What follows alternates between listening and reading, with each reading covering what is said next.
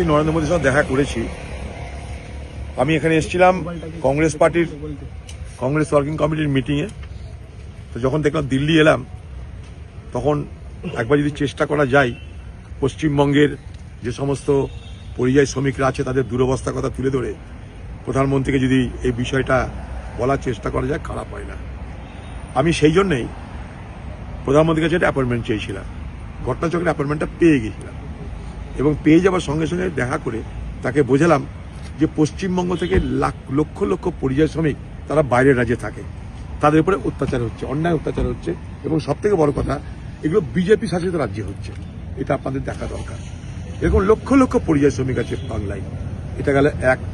2 নম্বর হচ্ছে, আমি এটাও বলেছি যে মতুয়া সম্প্রদায়ের মানুষের ভোটাধিকারের কথা, এবং আমি এটাও আপনাদেরকে বলছি যে উড়িষ্যায় যে ঘটনা ঘটেছে, আমার জেলার একটা ছেলেকে জুয়েল তাকে পিটিয়ে মেরে দেওয়া হয়েছে উড়িষ্যাতে।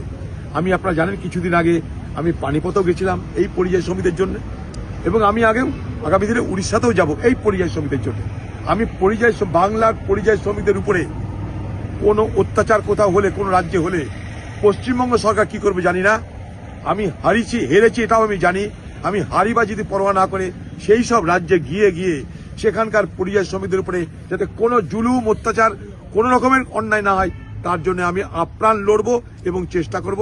এই চেষ্টা করে পানিপথে থামিয়েছি, এইভাবেই আগামী দিন উড়িষ্যাতেও থামাবো। কথা দিয়ে গেলাম, আমি উড়িষ্যাতেও যাব খুব তাড়াতাড়ি। সেই সমস্ত শ্রমিকদের কাছে গিয়ে দরকার হলে উড়িষ্যায় বিধান ভবন পর্যন্ত আমি যাব আন্দোলন করতে তাদেরকে নিয়ে।